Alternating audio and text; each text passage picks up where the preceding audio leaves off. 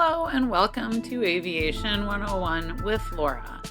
This video is going to introduce you to more on the concept of having a designated agent for service, which, as we will be talking about, is going to be required very soon if you have an address with the FAA that is outside the United States. But I'm going to unpack that thanks to our video sponsor, Valiair. And I'm going to show you a little bit more about how Valiair's service is going to make it important for you to comply with this upcoming rule that the FAA is going to be enforcing very soon. If you are not up to speed on this, I have some other content which I will link in the video description, so you might want to pause, watch the other content first about the actual history behind the rule, who it applies to, etc. But then come back here because I want to show you how Valiair makes your life easier if you are an FAA Airman certificate holder who has a certificate or a rating and you have an address outside the United States. So to get started, let me just show you an email I got. I got an email from Valiair. They are this video sponsor, so thanks to them. They uploaded a document to my dashboard, and I was actually really excited when I saw this because I was like, ooh, cool, I get to play with their little system now. And so when I got a document, and this is just a test example, but if I have Valiair engaged as my agent for service, I am going to get an email notification that tells me when I get a new document. And so as example, that could be like airman correspondence from the FAA. Or maybe my new certificate has arrived because I passed a new truck ride, something like that. Okay, so there is their address. Notice it is in Oklahoma. It is very near the FAA's headquarters in Oklahoma City, which is very, very good for getting mail quickly from the FAA. So let's go ahead and log in from the Valiair website. I'm going to click my login. And it says here that I am all set up. They are my official agent for services. And the next step is going to be for me to designate Valiair as the official agent for service. Now I'm going to get back to that here in a second. Okay, but let's first look down here about my FAA documents that I have received. So they do have a document on file for me. This is a fake document. It's just set up to show you guys, but I have an airman certificate that I can now look at. They have scanned it for me, okay? And now I can download this document, which is nice. I could request that they shred this document. I probably don't really want to do that, okay? But if they have sent me some letter, so here's an example. They have sent me a new airman certificate, and I can click on it. I can click on the icon and request them to send it to me. And I can put in my address here, can choose if I want standard or express, and then I would be able to pay them for that shipment of that item. Same for my airman certificate. I can choose to have them send it. I can make sure my address is correct and have them send it. So the other thing I wanted to point out, if you archive a document, basically ask them to shred it, you can find it within the archive documents. So you still have record of those documents. And you also have the ability to have your certificate number listed. I am actually not an ATC control tower operator, but this is just an example.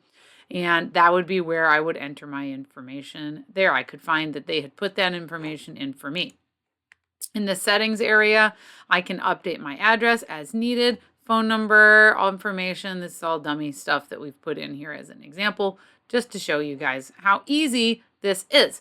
And so this service through Valiair is available for this price of $75 a year for them to be your designated FAA agent for service. Now, you will notice if I did want them, for example, go back to my correspondence from the FAA, my fake correspondence, if they were going to send me some piece of mail like this replacement airman certificate, I would have to pay for them to send it to me. That's in addition to what you're paying on a yearly basis.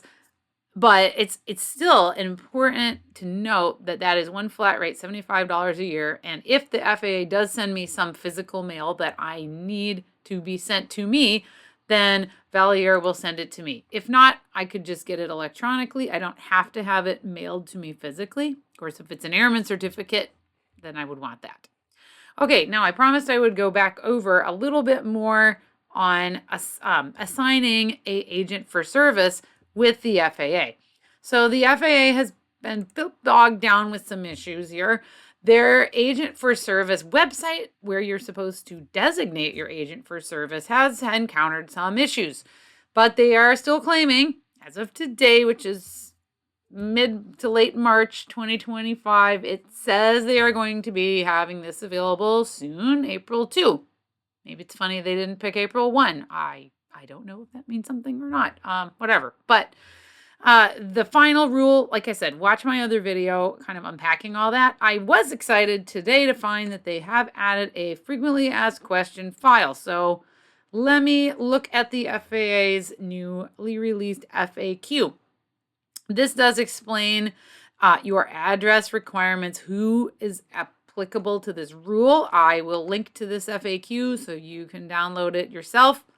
The FAA has been reviewing people's addresses and determining some people might think they have an address with the FAA, but notice they do not count anything with a post office box, military post office box, mail drop box, and commercial addresses that are not residential addresses. So if you're trying to use a PO box for your only address, that is not going to work, and the FAA will reach out to you and say that it is not okay. Okay. I already mentioned deadlines are approaching. If you are a new certificate holder applicant, it is April 2. If you are a current pilot certificate, mechanic certificate, dispatcher certificate, rating, it's a whole list. That date of compliance is still July 7. So once their portal goes live, you're supposed to be able to go to it and designate your agent for service on their portal. You will need to have some information like your FAA FTN, which you get through IACRA. You may have to look up your FTN on the MedExpress website. The FAA provides all the links and everything. And the FAA also notes that you can designate whoever you want to be your agent for service. I recommend strongly that you choose a service such as Valiair so that it's a reliable service. They are providing this service. They have actually been agent for service for other applications of relating to airworthy registration, airworthiness certificates for a long time before now. So go with somebody who you can trust. And that one of those examples would be Valiair. So I lastly want to end with the consequences of not complying. Essentially, what the FAA is saying is they are going to say you can't exercise your certificate privileges. They might take enforcement action, which is bad. That generally means suspending or revoking your certificates, which you do not want them to do that. So make sure you get in compliance with this requirement, and I will be posting some more content hopefully soon in the weeks to come. But for now, thanks for watching Aviation 101 with Laura. Have a good day.